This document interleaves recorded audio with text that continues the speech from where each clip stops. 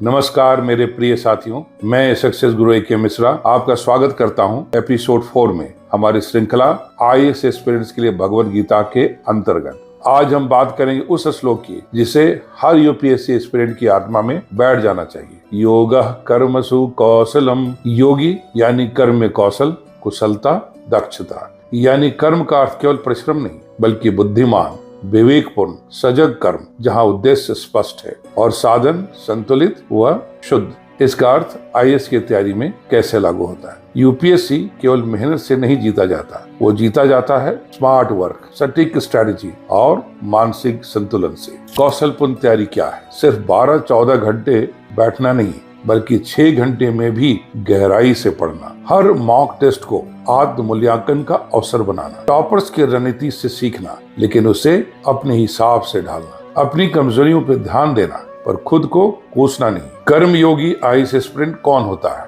पहला, जो हर विषय को गहराई से समझता है, सिर्फ रटता नहीं। दूसरा, जो हार से सीखता है, हार में उलझता नहीं। तीसरा, जो सफलता को साध्य नहीं साधना का परिणाम मानता है। चौथा, जो दिनचर्या में संयम और निरंतरता रखता है।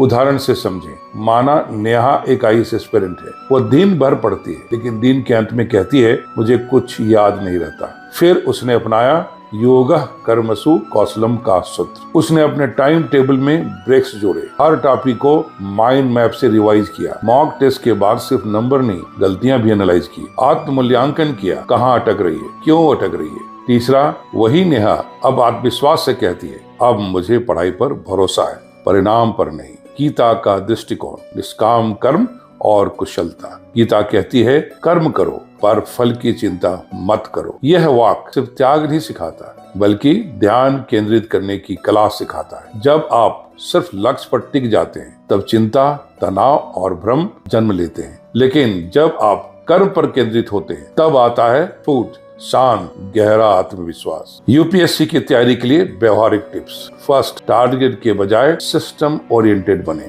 6 घंटे पढ़ना है से बेहतर है 6 विषयों में कंसेप्ट क्लैरिटी चाहिए। दूसरा, रिवीजन साइकिल सेट करें। एक बार पढ़ा और छोड़ दिया नहीं चलेगा, कुशलता है दोहराव में। तीसरा, वीकली रिफ्लेक्शन, हर रविवार 30 मिनट इस सप्ताह क्या सीखा, कहाँ चुके। चौथा, पीयर डिस्कशन, समझ को पुख्ता करने का कुशल तरीका। पांचवा, इमोशन को चैनल करें, डर, गुस्सा, निराशा को ऊर्जा में बदलिए। एक कुशल साधक की तरह मन की स्थिति कर्म में योग का अंतिम सत्य। योगी वही है जो कर्म में डूबा है पर मोह में नहीं, जो लक्ष्य की दिशा में चल रहा है पर परिणाम की दास्ता से मुक्त है।